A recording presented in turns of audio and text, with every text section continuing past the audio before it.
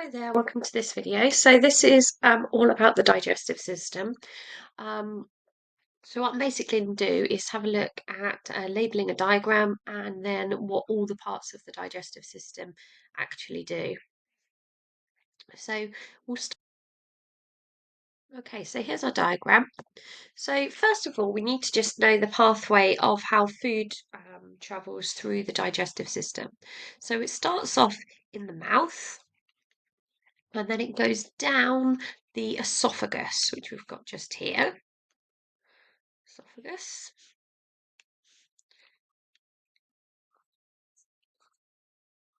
There's simply a tube that just pushes the food down. Next up, it goes into the stomach, which we've got just here.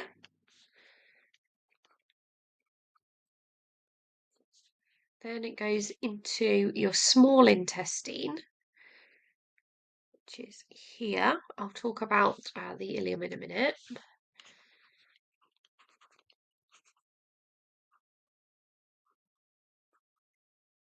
Then it goes into your large intestine, which is this big green thing around the edge, which on here is labelled as the colon. That's the same as the large intestine, just another word for it. Then goes to the rectum, where it's stored as feces, and then out through the hole, which is called the anus.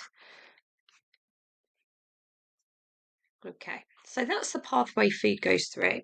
Now we've also got some things that are called accessories to the small intestine, which food don't go through, but they're needed. So the ones you need to really know are the salivary glands that make saliva, which contains some enzymes, the liver that makes the bile, the gallbladder, which stores and releases the bile, pancreas, which makes lots of the enzymes that are needed in the small intestine. And you don't really need the others that are on there. I'll cross those out. We don't really need these.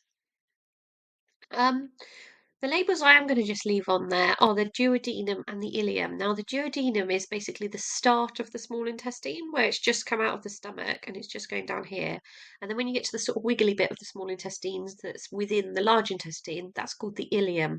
So rather than small intestine, we've got this section, which is the duodenum, and then we've got this section, which is the ileum. Okay, so we do need to know those words. So what we're going to do now is we're going to go through each of these different parts of the digestive system in turn. So we'll start off with the mouth. So the mouth is obviously where the food comes into our digestive system, and the food starts to get broken down because enzymes are put into the mouth from the salivary gland. So the salivary gland isn't in the mouth, it's just near the mouth. Okay, and it makes enzymes. Now, the enzyme you specifically need to know is amylase, and amylase, you might remember, breaks down starch into maltose, which is a disaccharide. Okay, so the salivary gland makes enzymes, for example, amylase, which breaks down starch into maltose, and the enzymes are put into the mouth via a duct. A duct just means a little tube.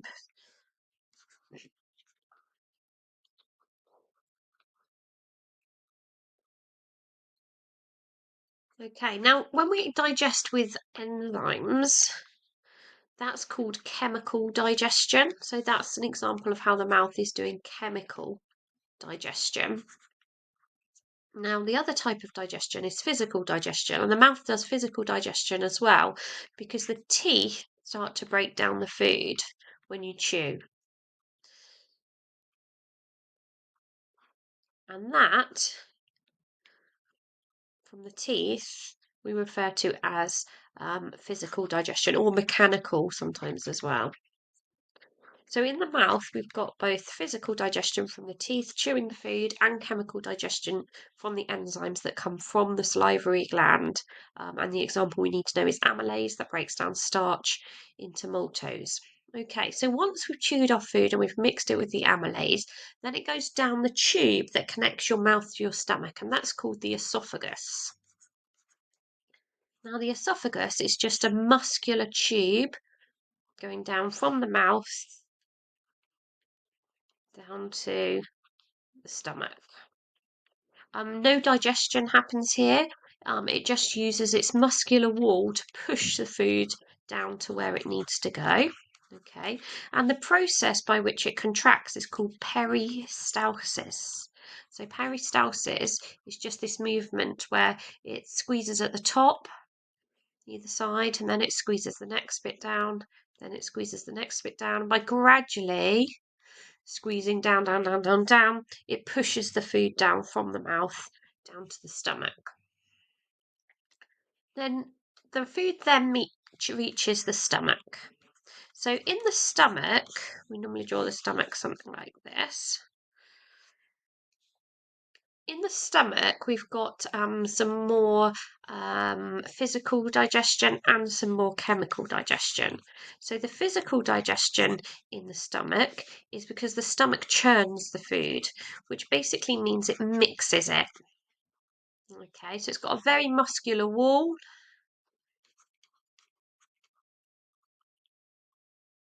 And it mixes up the food with the enzymes. Something called hydrochloric acid, HCl, is added into the stomach, which makes the stomach really acidic. In fact, the pH in the stomach is about 1 to pH 2 because of this hydrochloric acid that gets added.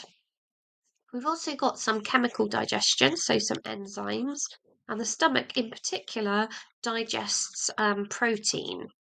Okay, and we need to know the name of a specific protease enzyme.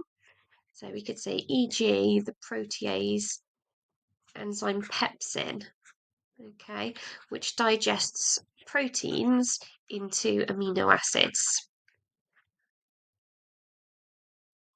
So it breaks down proteins into amino acids in the stomach. Not much other digestion goes on in the stomach, it's mainly just digesting protein. Now, because we've got proteases, the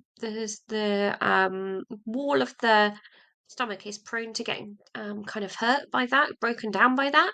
So actually around the edge of the stomach, we've also got a layer of mucus, and that mucus is made to protect the stomach wall from being digested by its own enzymes.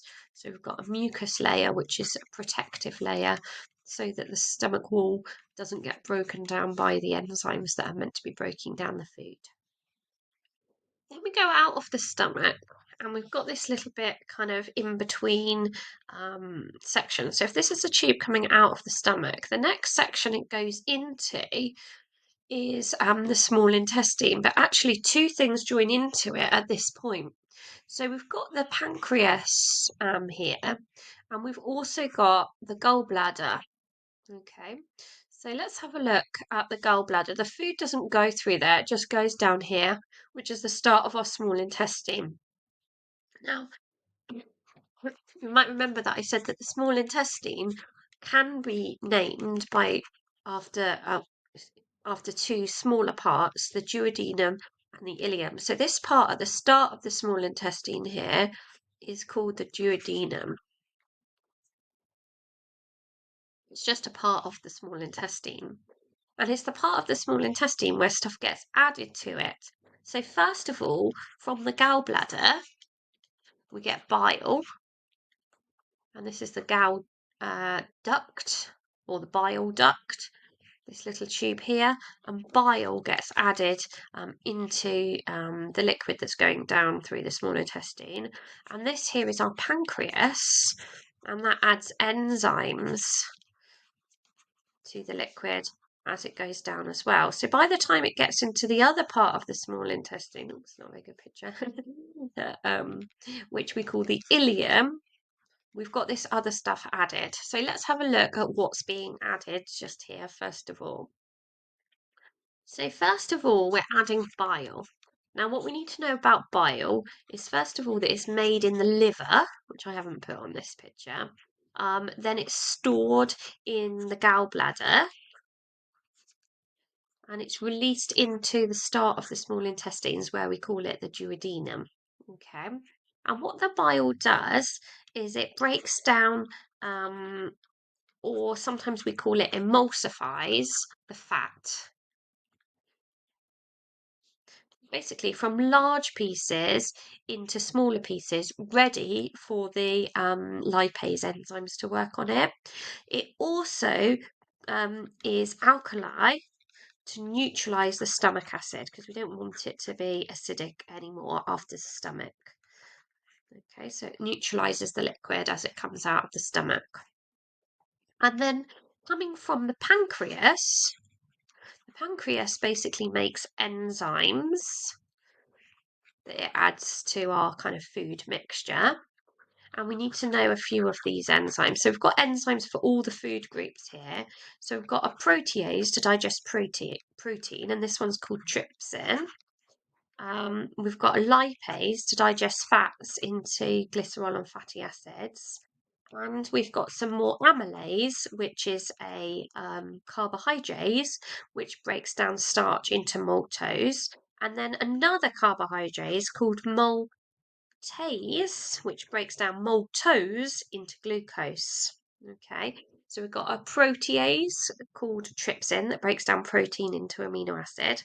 We've got a lipase that breaks down lipids into glycerol and fatty acids. And we've got two carbohydrates, amylase that continues to break down starch into maltose, and maltase that breaks down the maltose into glucose. So all of these enzymes get added into this mixture, and they start to do their job when we get to the next bit of the small intestine. So the next bit of our small intestine is this kind of wiggly bit. Now, the important thing about this is that right next to the small intestine is a blood supply. Because what's going to happen in this part of the small intestine is we're going to digest the can't see where my line goes. So it came from up here from the stomach, let's say, and then let's say it goes down here, woo, and it joins on then to the large intestine that goes around the edge. All right, but this is our small intestine. And what's going to happen in the small intestine here? Well, first of all, what's it called? So this part of the small intestine is called the ileum. That's an I and that's an L. And first of all, the enzymes that we've talked about coming from the pancreas are going to digest the food into small soluble molecules.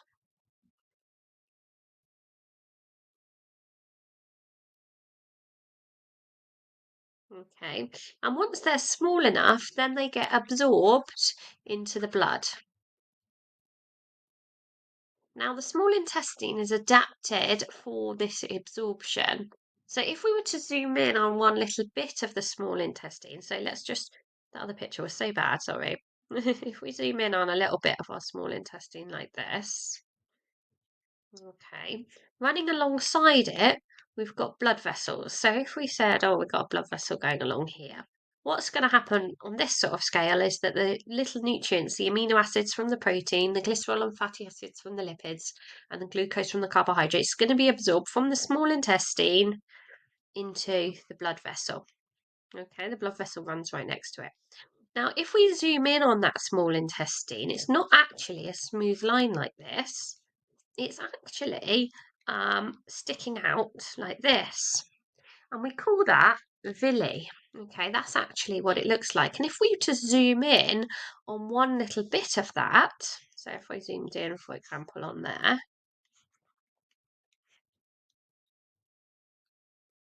it's actually made of lots of cells, okay, that are just arranged into this structure, and that's to increase the surface area so that the little food molecules, nutrient molecules that are now small and soluble, can now be absorbed through this at a faster rate. Okay, so where we showed it going through here, those blood vessels actually go not just by the side like that, but actually they go up. They've got like a whole network in here, okay, up each one of those villi. So that absorption is actually going to go from the small intestine into the blood through each of these cells, so it can happen much quicker. Okay, so the villi give it a large surface area. for absorption. Okay, so it's all about absorption in the small intestine. So we digest the food using the enzymes from the pancreas, and then we absorb the products of digestion into the blood. So from the small intestine into the blood, and once the little molecules are in the blood, then they can be transported off around the body to where they're needed. Okay. If we were to zoom in on one of these little cells, it's got another adaptation. So one of the cells in the small intestine, rather than looking like that, it doesn't look like that. It actually looks like this. So on every single one of those cells, it actually has microvilli on the cell. So this is the cell, and then it has microvilli on it, and that increases the surface area even more. So diffusion of food across that membrane will happen even faster. Increases the surface area. So we've got microvilli. So they don't look like just normal cells. They look like cells with these little extensions sticking out of them to increase the surface area. So most of our goodness, our nutrients from our food has now been absorbed into the blood. And the food is now going to go into the large intestines, which goes around the edge like this. So our food's going to come into the large intestines, make its way around. Okay. Now the only food that's going to be left now after absorption from the small intestine is anything that can't be digested. So it's lots and lots of fibre. We don't have any enzymes called fibrase that break down fibre. Fibre is not digested. Okay, so it's undigested food that's left. And it's going to have quite a lot of liquid in it at this point because not only the liquid from the food and the drink that you've consumed, but also the liquid from when the bile was added, and the liquid from the salivary glands, and the liquid from the pancreas, and all that liquid needs to get reabsorbed. So, again, there's blood vessels going alongside this. And the function here is that we need to reabsorb the water. We don't want to lose all that water that's in here. So we try and conserve as much water as we can. So rather than the food nutrients like amino acids, glucose, glycerol, fatty acids being absorbed into the blood, like the small intestine, here it's water that's absorbed into the blood. Okay, and that's the job of the large intestines to absorb water back into the blood. So this is called the large intestine, but you'll have seen on the diagram at the start, sometimes they call it the colon. So make sure you can recognise it if they call it large intestine or colon. Finally, the last little bit, I can just do it on here actually. The last little bit, this little bit here is called the rectum, which is where we store the feces. So it turns into feces once we've got the undigested food and it's lost its water. And then the little hole where it comes out is called the anus, where the feces is lost from the body. Okay, so that goes through really all the parts of the small intestine. Oh, sorry, all the parts of the digestive system with the pathway of where the food goes and also the accessory parts. Remember that it can happen by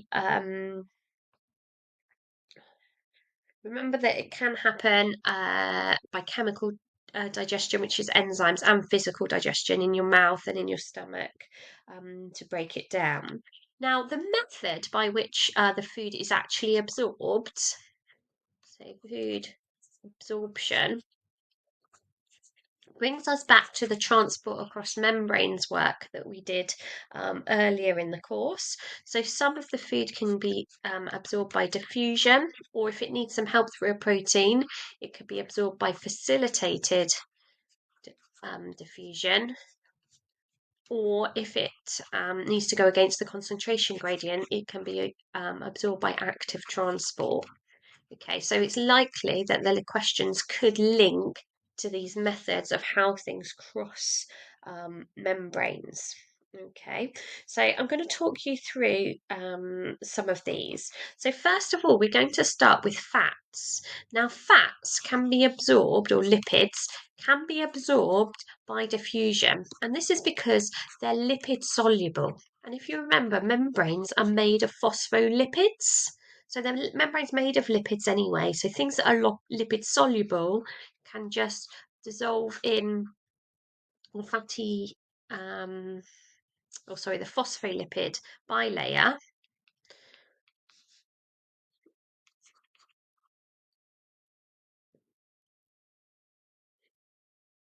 Okay, it goes straight through the phospholipid bilayer by passive diffusion. So no ATP, high to low concentration. Make sure you know all about that.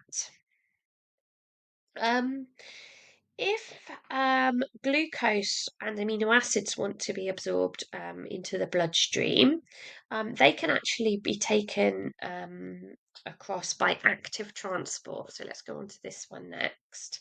So glucose and amino acids are much larger molecules. So they're going to need either facilitated diffusion or active transport, depending on whether they're going high to low or low to high concentration. But there's one really detailed example that I'll just have a look at with you, where these can go through using something called a co-transporter. Now, a co-transporter just means that it takes more than one thing at a time. Okay, so this co-transporter, if we have a look at one of these cells in the small intestine with the microvilli, basically what happens is we use active transport, not directly for the amino acids and the glucose, but we use active transport to pump out the sodium ions out of this cell. And what that means is that it creates a low concentration of sodium ions inside the cell, and therefore sodium ions diffuse into the cell down the concentration gradient. And when they go in, they actually go in through facilitated diffusion, which goes through a protein. Now, this protein doesn't just take sodium in. It's a co-transporter, so it also takes in with it amino acids and glucose as well at the same time, because it's a co-transporter, and the co bit means that it takes two things with it at the same time. So co-transport, because it transports sodium, but it also transports glucose or amino acids, not both at the same time. Okay, so it's a complicated example where we're using active transport of something to cause facilitated diffusion of something else. So let me go over it once more. So the sodium ions get pumped out, which by active transport, which uses ATP. That creates a low concentration of sodium ions here compared to here, higher concentration here. So they want to diffuse in down the concentration gradient. They go through a protein here, which is called a co-transporter. And as it takes the sodium ions through, it also takes glucose or amino acids with it as well. Okay, and that brings us to the end of that video.